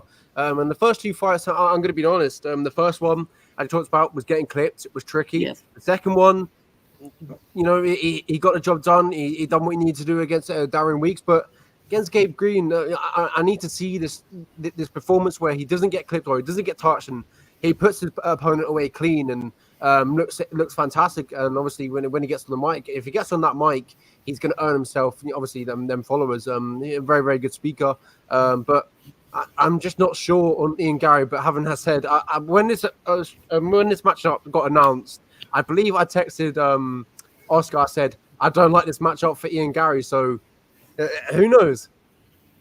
Yeah. So what's your official pick? My official pick is probably Gabe Green. I'm going to favour Gabe Green, and obviously it's tough for me to pick that, but there needs to be a performance for Ian Gary to have confidence in him, and hopefully it's this weekend. Nonetheless, I do want Ian Gary to win, obviously, but I need confidence in him, and I feel like maybe the confidence could start this weekend. I got a fun fact for you. Gabe Green has beaten 4 undefeated fighters, and he's knocked them all out. So what if he does that to Ian Gary? That'd be one hell of a statement. We'll move on to the opener of the prelims, and this will be airing on ABC here in the United States. So this will be seen by a lot of eyes, maybe some eyes that have never seen MMA before. So this is a big spot for Jim Miller and Donald Cerrone to be having their rematch. This is a fascinating fight on a multitude of levels. Jim Miller has the most fights in UFC history, and Donald Cerrone is number 2 right behind him. These are 2 bona fide legends, definitely future UFC Hall of Famers, and they're going to fight once again. In the first fight, Donald Cerrone was, he was back in the good old days when he was knocking dudes out, and he knocked out Jim Miller with the head kick. Jim Miller, I know he's been getting finishes as of late, but what was it, in the Ghost Pepper fight with Eric Gonzalez, he got put on wobbly legs here. And Jim Miller is a big favorite here, minus 220. So people think Jim will do what he does when he's usually successful. He gets himself an early finish, because ever since that Lyme disease, man, that gas tank just ain't what it was. Jim Miller is a first-round finisher, but against Donald Cerrone, I don't think he's going to be able to get takedowns, get a submission. So what he's going to do, he's going to look for a knockout. That's the recipe to beat Donald Cerrone these days, is to bum rush him and try to knock him out. And a lot of people thought Joe Lozon could do that. I thought that was a real possibility too, but that was down at lightweight. It is a known fact that Donald Cerrone, the lightweight cut is not good to him. So now at welterweight, I think he'll be a little more durable, a little happier. I think Jim Miller is not a natural welterweight by any stretch of the imagination. He's always been a solid lightweight. The whole week I was picking Jim Miller first round knockout. But darn it, I'm going to stick with my Cowboy. I'm going Cowboy, second round knockout. I think he's going to weather that Jim Miller storm, and I think he's going to make history repeat itself. Second round, TKO for the Cowboy, Donald Cerrone. Wow. I think this is going to be a back and forth war for all 3 rounds. I think Jim Miller is going to edge it out due to maybe having a little bit better striking on Saturday night. And I think he's going to get it done. It's going to be a very, very competitive fight. Cerrone's going to land big shots. Miller's going to land big shots. But I see Miller edging it out by decision. Just good old-fashioned brawl. Absolutely, between two fantastic, as Alco talked about, Hall of Famers. Two OGs.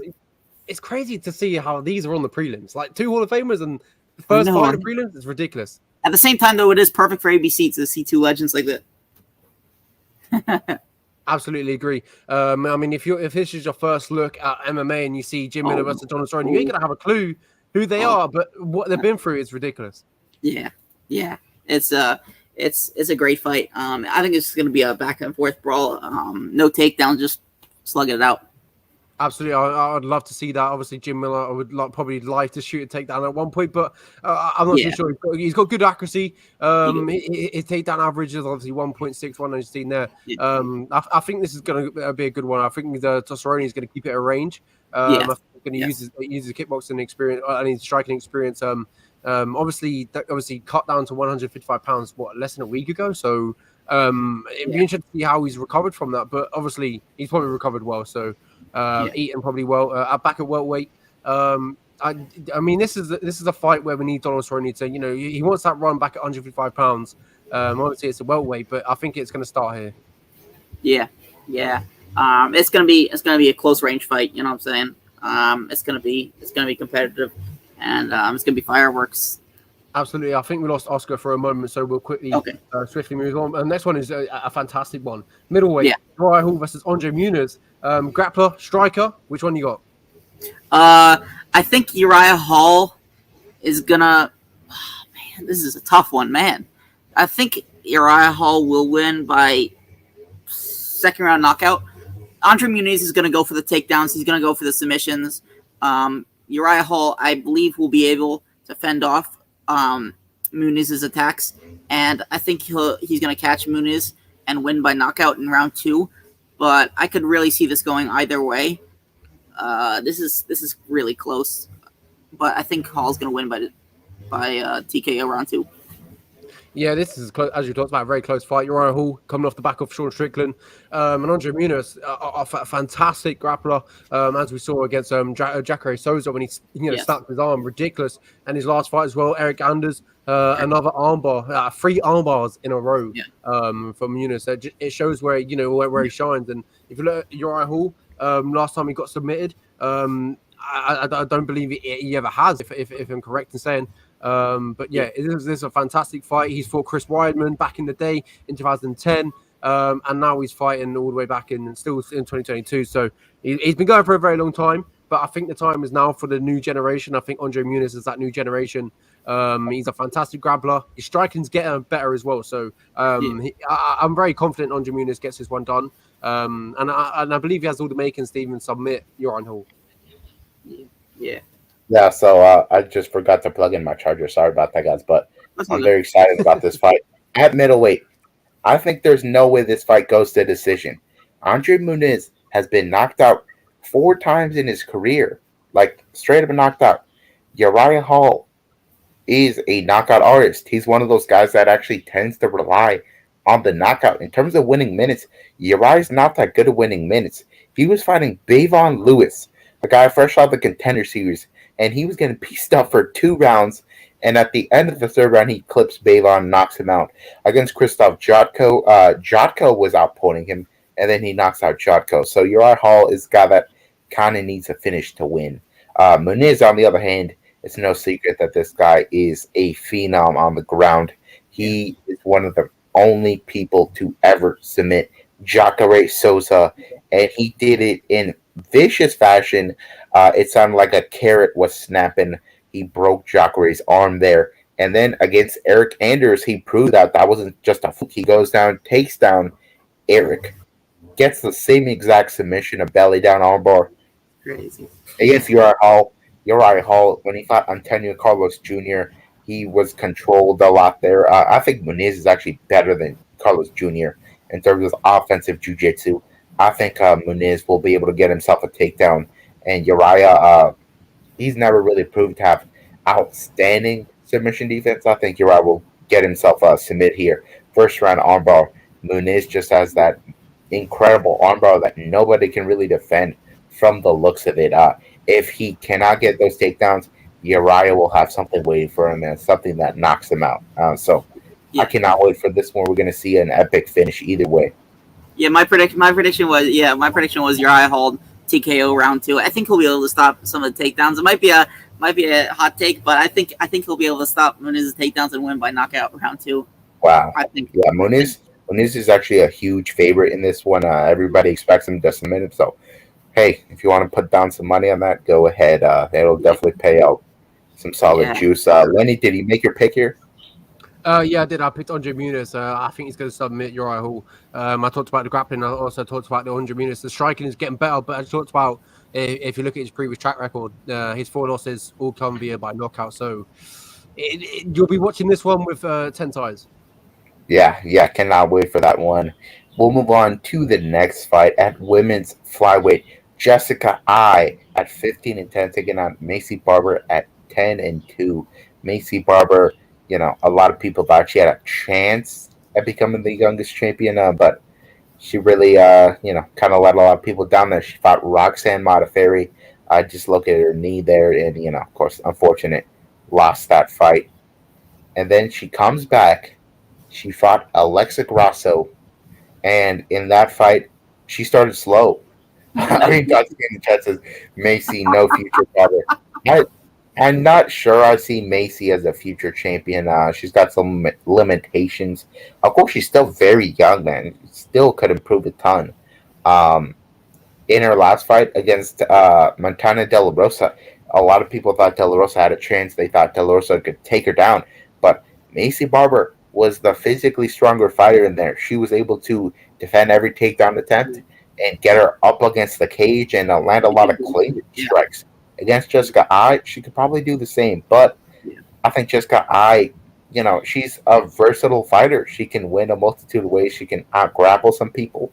But she mainly likes to box. And I know nobody likes Jessica. Jessica is not popular at all. She's just a little tone deaf at times. She's not afraid to address the haters. And I actually think she's going to win this fight by a close split decision. Macy Barber is like, sometimes she just doesn't look in these fights. Like, she doesn't appear to be mentally into the fight. And she can be hittable. She showed in the Alexa Grasso fight. Ai has got a decent jab, and she will be aggressive at times. In the Jennifer Mai fight she just had, I actually saw some improvements there. Sure, she had a big old gash over her forehead, bleeding a ton, but you could argue she actually won that fight. I'm not entirely ready to say Macy Barber can beat Jessica Ai. I do think Barber's the rightful favorite, but I think Ai will be able to surprise some people here.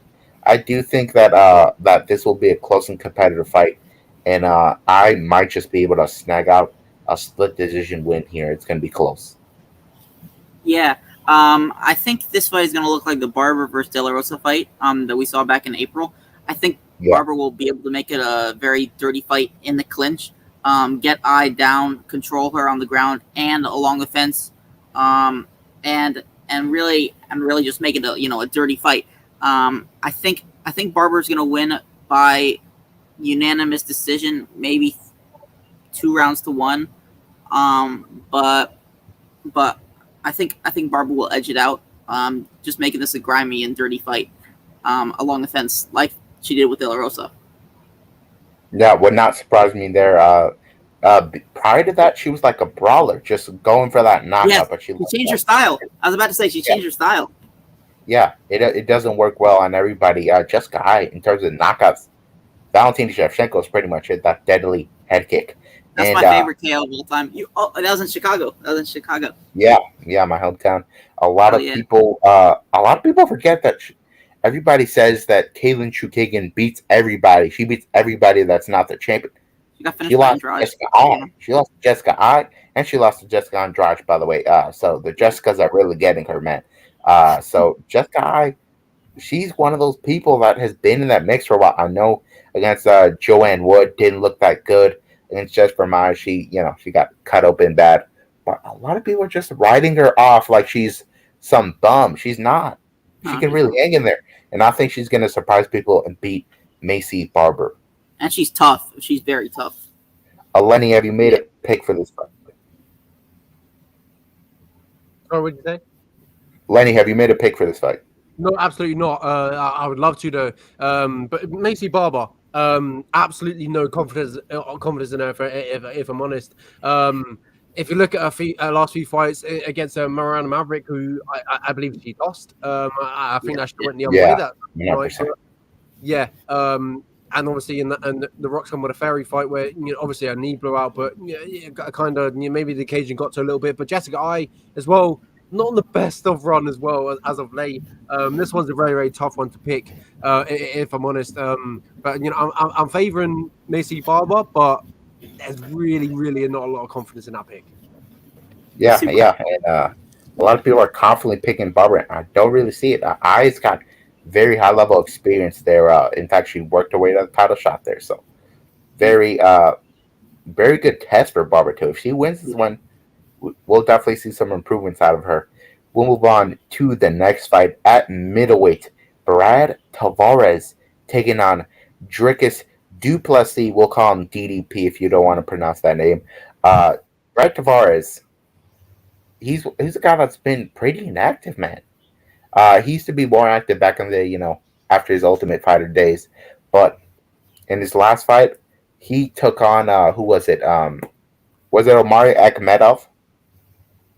I believe it was Omari Akhmedov.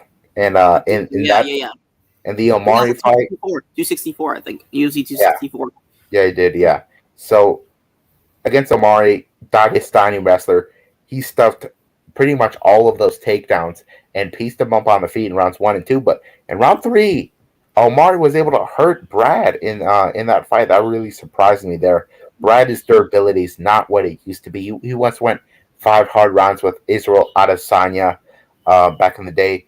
But when he fought Edmund Shabazian, he got steamrolled. He got hit with a mean left hook there and just dropped. So Brad Tavares' durability is an issue at times. He also fought Antonio Carlos Jr. He was able to defend pretty much every takedown, piece him up on the feet. Against Dracus, he's not really gonna have a guy that's really looking to grapple all that much. I know Dracus has got a lot of submissions on his record, but these days he's looking to stand and bang and knock guys out. But the thing with Dracus, he's kind of like Uriah. He's looking for that knockout the whole time. Dracus against Marcus Perez, who now finds himself in the Pillow Fighting Championship. That lets you know where that guy ended up. Dracus Duplessis was losing the first round to him. He was losing that first round, and eventually hits him with a spinning back fist behind the ear, knocks him out. That wasn't all that impressive to me. And then he fights Trevin Giles. Trevin Giles has now found himself at welterweight getting knocked out. So Giles, not super high level. Giles wins the first round. And in the second round, Giles actually hurts Dracus, but he rushes Dracus and he gets knocked out himself. So Dracus is a guy that's not been looking good until he gets the knockout. That could be the case here too. Brad Tavares, I think obviously the better wrestler, solid boxer. I think he'll be beating Dracus, but in that third round, I think he's going to get hit with a scare. I think he's going to get dropped or rocked, and Dracus might be able to finish the job, but I think Brad will have enough in him to survive and win a decision here. I think Brad Tavares will be too much for Dracus early in his UFC run. Oh, wow. I think Dracus is going to win by second round knockout. I think he's going to be a little bit better than Tavares in this fight. His striking is going to be a little bit better. He's going to hurt Tavares to the body and to the head, and he's going to finish him in round 2. It won't be like one-sided in the first round. It'll be competitive like first round and a half. But I think Duplessis will get the knockout in round 2. Both are very good strikers, obviously, and I think Duplessis is making his way up the ranks right now, and it's going to continue on Saturday. Lenny, do you see Dracus' knockout streak continuing? I do not. I'm also. I believe you picked Brad Tavares, and I'm also on that side. You talked about the wrestling. I see that being a massive factor. DDP, as you talked about,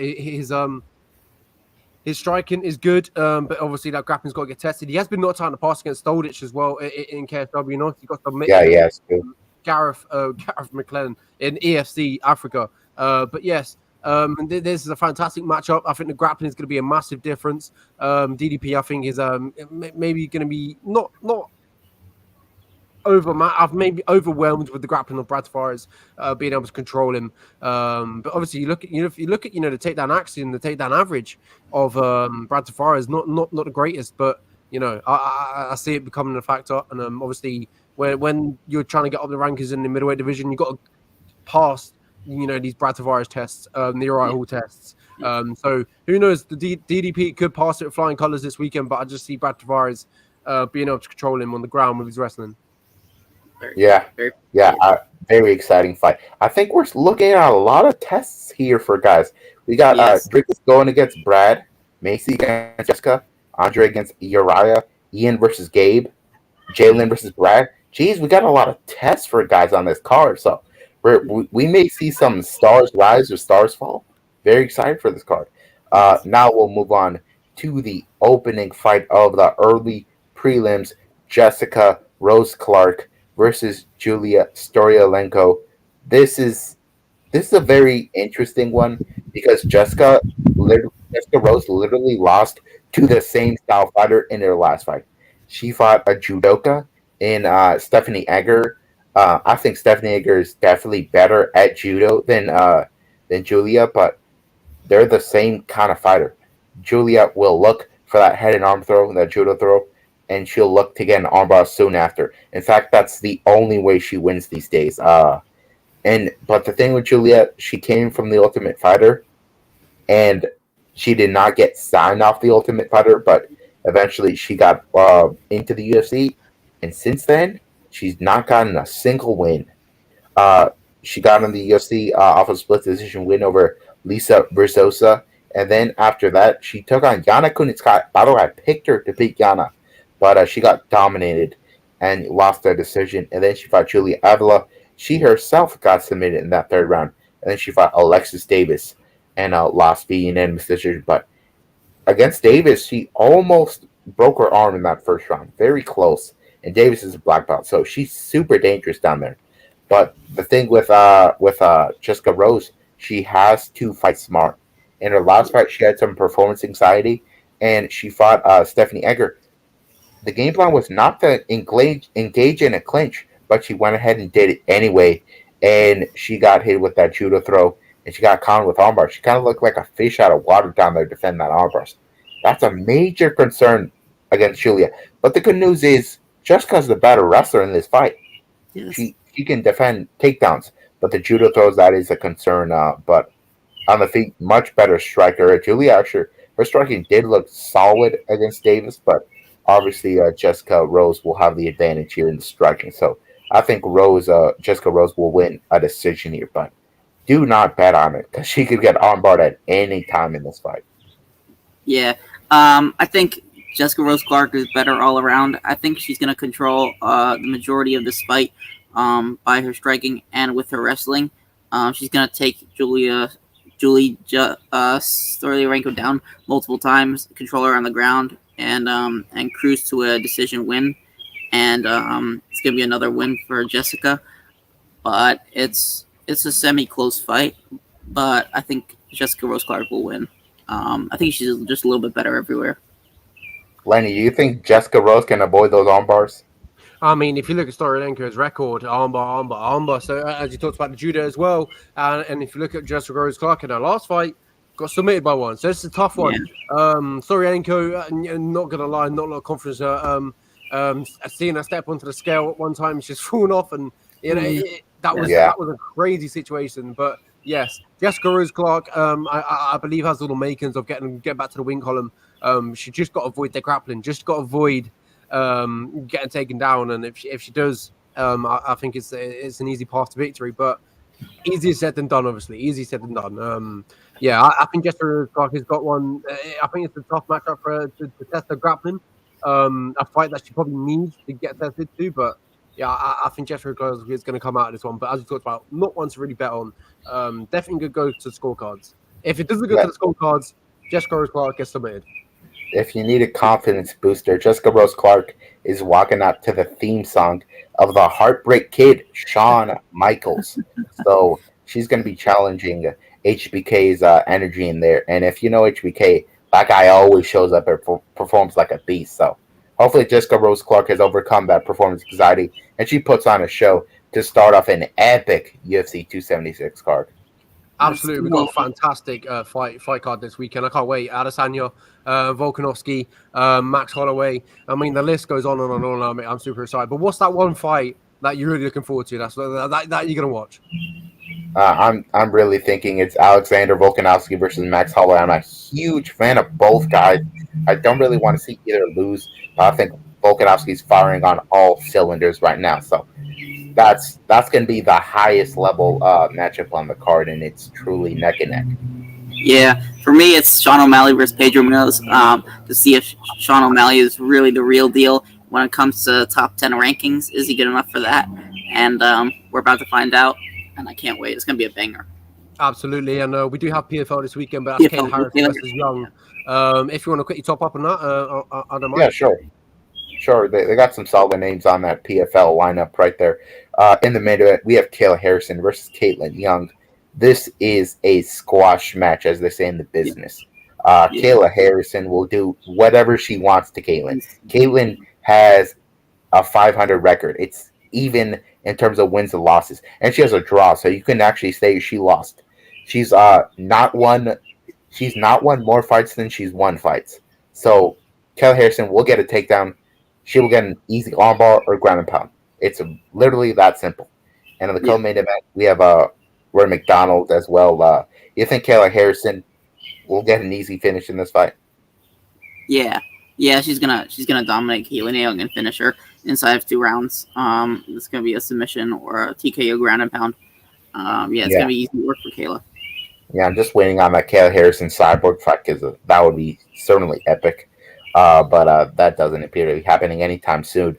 Roy McDonald versus Saya. I think Roy McDonald is a better kickboxer, a better grappler. I think he can get himself a submission here or win on the feet with kickboxing. What do you think of Roy McDonald's run in the PFL so far, Lenny?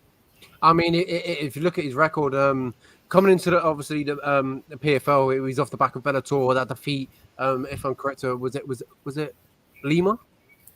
Yeah, I believe it was Lima he lost to. Yeah.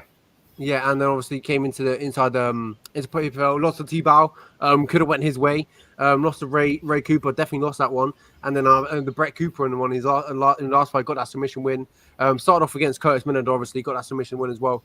But this one against Sadibou Sai, I'm going to call him anyway. He's Swedish, very long, very rangy. Got a submission, got decision, split decision against Nikolai in his last fight. But you got to favour Roy McDonald in this one, surely. I mean, the grappling is definitely what is going to be a pair factor in this one. If you look at Sai's record, he's traded wins and losses for most of his whole career. But yeah, Roy McDonald's been there, done that inside the UFC, been there, done that inside Bellator. He's a legend, and I feel like he's going to carry on, proving like what he's worth in PFL, and probably carrying on to that PFL playoffs and maybe in the championship. The cool thing with PFL is these guys are always going to be hunting those finishes to get the maximum amount of points to move on to the bracket. Ray Cooper, the third, man, I believe missed weight so far in this tournament, and that's very bad news because you need to make weight in this tournament. Now he's fighting Cooper. I think he's going to take out that anger on Cooper here. It's Cooper versus Cooper. I think Cooper the third gets himself a knockout in round 2, I'll say. And also we got Magomed Karimov going up against Joe Zarafino. And I think this is going to be kind of a squash match too. I think Magomed Karimov gets himself first round submission there. Yeah, agreed. He's going to win by submission versus Zarafino. Yeah, and we got Larissa. Last fight, split decision versus Delana Taylor. And I have really high hopes in Delana Taylor. He's been on the show. Actually, he's a fantastic striker. But yeah, definitely a submission. Zarafino's not too bad a submission itself. He got an arm triangle choke against Jason Punnett. But yeah, I just see Magomed just being a little bit better on the ground, and that's the way it goes. In his last fight, though, he did get knocked out, but that was against Ray Cooper. And Ray Cooper, as we talked about, has hands of steel. Yeah, 100%. Also, Larissa Pacheco versus Jenna Fabian. Jenna Fabian is out of the City Kickboxing Gym. In her last fight, she looked phenomenal. She fought Julia Budd, pieced her up and won the decision, but she missed weight, so she has to get a finish in this one if she wants to move up. But bad news, she's fighting Larissa Pacheco, who's really only lost to Kayla Harrison in the PFL. So, yeah, tough matchup there. I'll go with Pacheco to win by decision.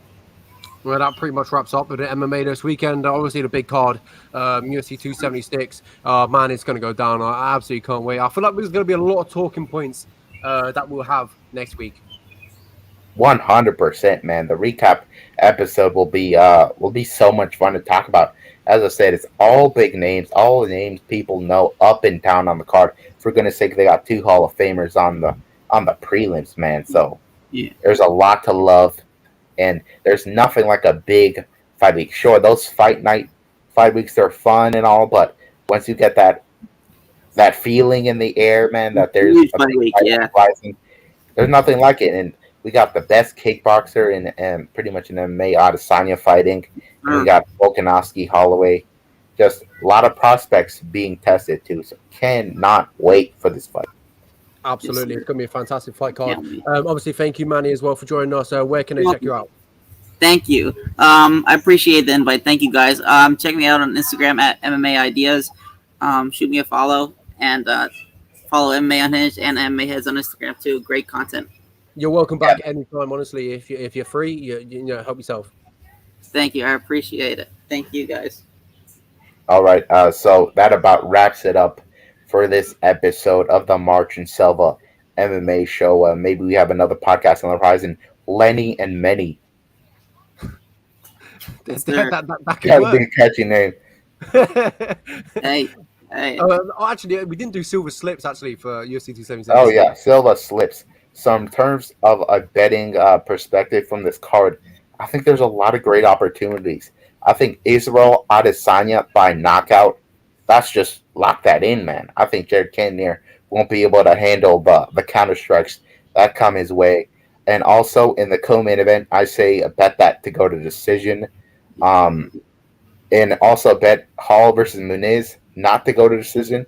And I'll say bet Miller and Cerrone not to go to decision. Those are some really good proposition bets out there. I just really think those fights are going to end in that certain fashion. Lock them in, boys. Oscar's very good at his betting.